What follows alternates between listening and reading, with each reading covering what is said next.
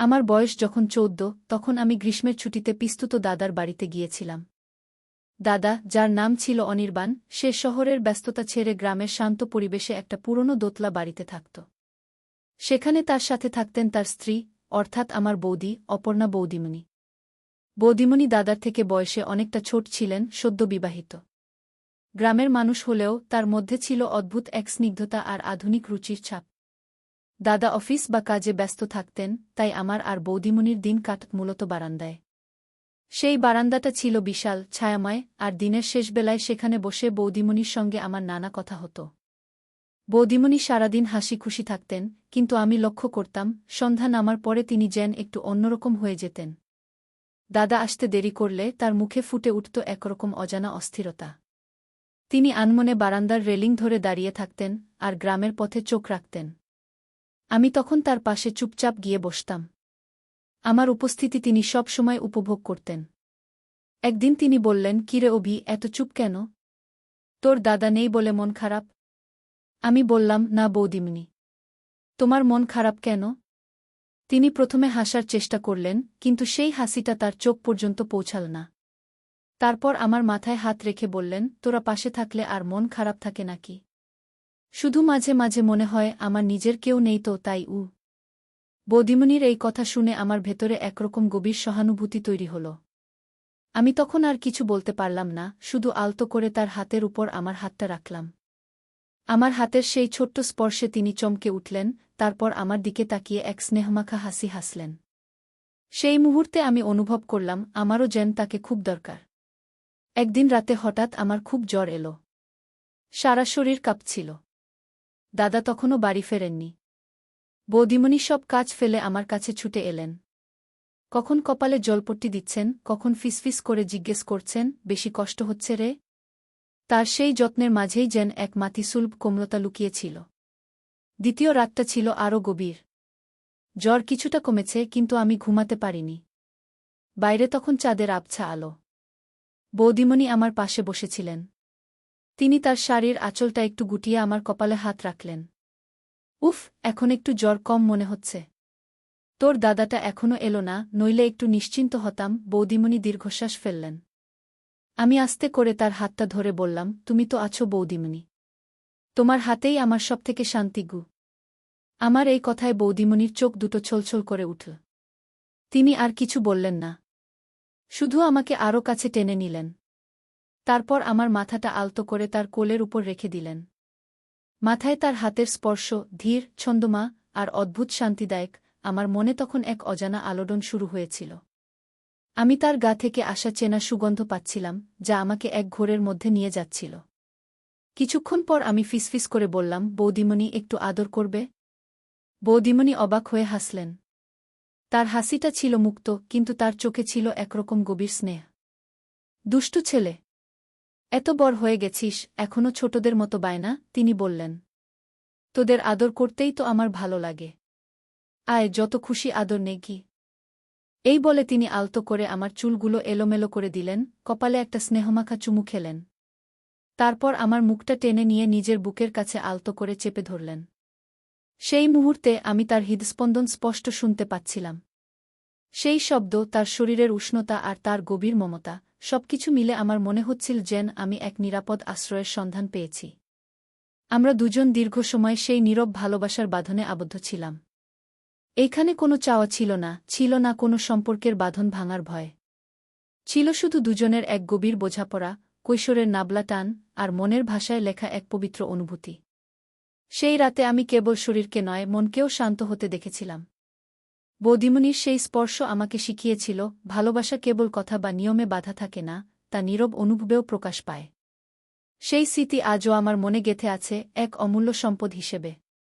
নিশ্চয়ই আপনার আগের গল্পের ধারা বজায় রেখে, অর্থাৎ কৈশোরের নাবলা টান, সম্পর্কের গভীরতা এবং স্পর্শের মাধ্যমে আবেগের প্রকাশ, এই বিষয়বস্তুগুলিকে সামনে রেখে আমি পুরনো বাড়ির বারান্দায় সন্ধ্যা গল্পের পরবর্তী অংশটি লিখছি। এখানে কোনো প্রাপ্তবয়স্ক শব্দ বা দৃশ্য থাকবে না, কিন্তু অনুভূতির তীব্রতা থাকবে। সেই রাতের পর আমাদের সম্পর্কটা যেন আরও এক ধাপ গভীরে পৌঁছে গেল। বৌদিমণি, অপর্ণা এবং আমার মাঝে তৈরি হল এক নীরব বোঝাপড়া। আমরা দুজনেই যেন একে অপরের কাছে একরকম আশ্রয় খুঁজে পেয়েছিলাম, যার কোনো নাম ছিল না কোনো সামাজিক স্বীকৃতি। দিনের বেলা, যখন আমরা বাড়ির কাজ করতাম বা দুপুরে খেতে বসতাম, তখন সেই রাতের আবেগের কোনো প্রকাশ ঘটত না। কিন্তু কিছু ছোট ছোট মুহূর্ত ছিল যা আমাদের অদৃশ্য টান মনে করিয়ে দিত। রান্নাঘরে যখন আমি বৌদিমণিকে সাহায্য করতাম, তখন সবজির ঝুড়িটা দেওয়ার সময় তার আঙুলের সঙ্গে আমার আঙুল আলতোভাবে ছুঁয়ে যেত। সেই মুহূর্তের বিদ্যুৎ শিহরণ আমি টের পেতাম, আর দেখতাম বৌদিমণির মুখেও এক ঝলক মুচকি হাসি। বই পড়তে পড়তে যখন আমরা পাশাপাশি বসতাম, তখন আমার মাথাটা আনমনে তার কাঁধে ঠেকে যেত। তিনি তখন নড়তেন না, বরং আলতো করে আমার চুলে বিলি কাটতেন।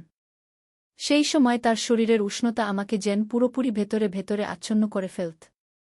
এই স্পর্শগুলো ছিল স্বাভাবিক স্নেহের আড়ালে ঢাকা এক গভীর কৌতূহল। আমি তখন বুঝতাম না এই অস্থিরতা কিসের। শুধু এটুকু বুঝতাম, বৌদিমণির কাছ থেকে এই যত্ন ও মনোযোগ পাওয়াটা আমার কাছে অত্যন্ত জরুরি। আমার কৈশোরের মন তখন সেই নাবলা আবেগকে বারবার খুঁজে ফিরত। একদিন বিকেলে আমরা বাগানের পেছনের দিকটায় গিয়েছিলাম, যেখানে বিশাল একটা আমগাছ ছিল। সেখানে কেউ আসত না। চারপাশটা ছিল শান্ত আর ছায়াময়। বৌদিমণি হঠাৎ বললেন, জানিস অবি, তোর দাদা যখন ছোট ছিলেন, তখন তিনি এই গাছে উঠে লুকোতেন। তখন আমি কত ছোট ছিলাম।